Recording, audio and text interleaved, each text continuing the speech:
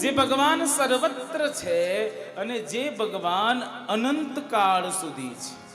સર્વદા એટલે કે બધે, સર્વત્ર એટલે કે હંમેશા. સર્વત્ર ને સર્વદાની વ્યાખ્યાની કરી જે ભગવાન મારા ને તમારામાં પ્રવિષ્ટ હોવા છતાં પણ અપ્રવિષ્ટ છે. જો ભગવાન મારીને તમારી અંદર પ્રવિષ્ટ છે તો જ્યાં સુધી આ પૃથ્વી રહે, જ્યાં સુધી આ ચંદ્ર રહે, જ્યાં સુધી સૂર્ય રહે, ત્યાં સુધી આપણે પણ રહેવા જોઈએ. પણ ના, એવું થતું નથી.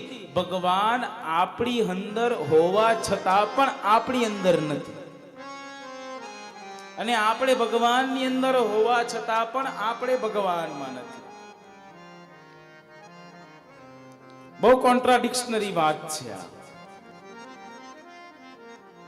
કઈ રીતે સમજીએ કે ભગવાન, આપણે ભગવાનમાં હોવા છતાં પણ ભગવાન આપણામાં નથી.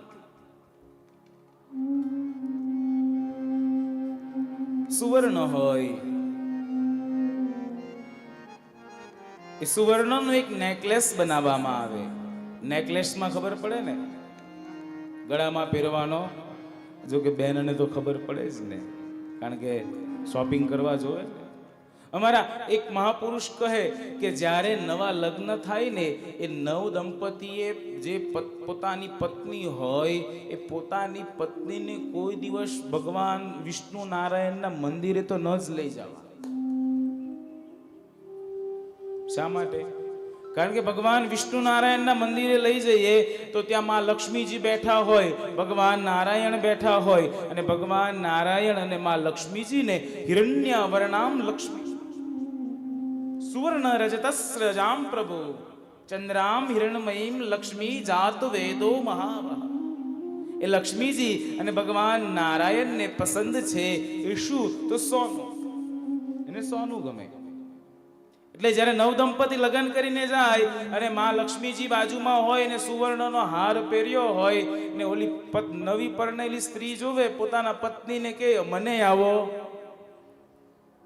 લઈ દો. એટલે ભગવાન નારાયણના મંદિરે ન જાવું. જાવું તો ક્યાં? તો ભગવાન શંકરના મંદિરે જાવું. કારણ કે ભગવાન શંકરનું આભૂષણ કોઈ માંગે તો નહીં. માંગે તો ખબર પડી જાય.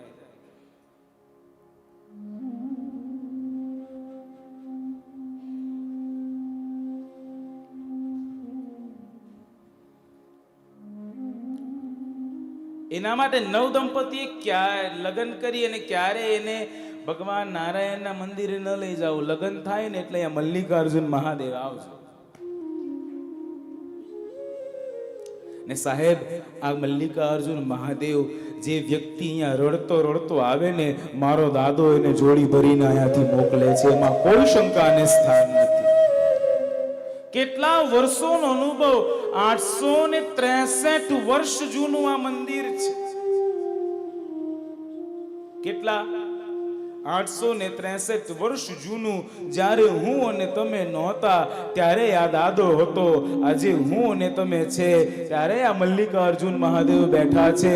અને કાલે આપણે બધા જ નાશ પામશું ત્યારે પણ આ મહાદેવ હજારો વર્ષ સુધી આમ જ રહેશે.